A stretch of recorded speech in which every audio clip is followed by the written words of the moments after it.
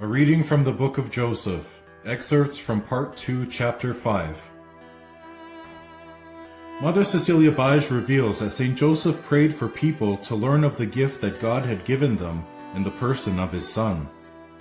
He wanted to share this with the whole world, and the Lord answered Joseph with another visitation from one of his angels.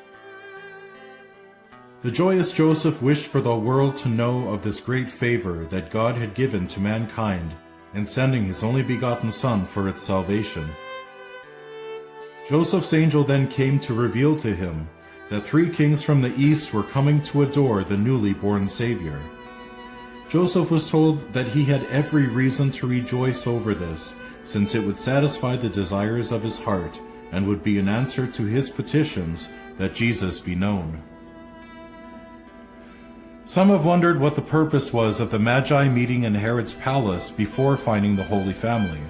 St. John Chrysostom speaks, "The star had been hidden from them so that, on finding themselves without their guide, they would have no alternative but to consult the Jews in King Herod's court. In this way, the birth of Jesus would be made known to all." After leaving the extravagant court of King Herod, the 3 wise men found themselves in the humble court of St. Joseph. He felt especially honored to receive these esteemed men as guests, and respectfully invited them in to adore the infant Jesus. These men, who were used to the finer things in life, gladly set aside their pomp for the humble surroundings they now found themselves in. After adoring the Holy Child, Blessed Anne Catherine Emmerich reveals that St. Joseph was a most gracious host. Meanwhile, Joseph had set out a light meal.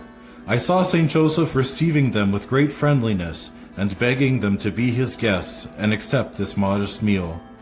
He reclined among them around the low table as they ate. He was not at all shy and was so happy.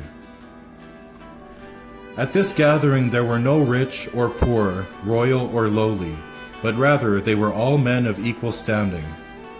Though the Magi had come to see the newborn King of the Jews, expecting to be led to a palace, they knew that upon entering the humble Nativity cave, there they were in fact in the royal court of a king whose kingdom was not of this world. The throne Christ sat upon was not of gold or set with diamonds, but rather was the lap of the Blessed Virgin Mary, the jewel of God's creation.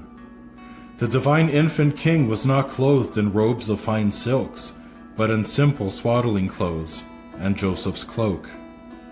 St. Joseph, though not outwardly of royal nobility, since his family no longer sat on the throne of David, was the prince of this little kingdom on earth, and was the most gracious and noble of those men present. St. Peter Julien Yimard relates, "When God the Father decided to give his Son to the world, he wanted to do so with honor, since he is worthy of all honor and glory. He thus prepared him a court and royal service worthy of him. God desired that his Son should have an honorable and glorious reception on earth, if not in the eyes of the world, at least in his own eyes. The court of the Son of God made man was composed of Mary and Joseph. God himself could not have found more worthy servants for his Son."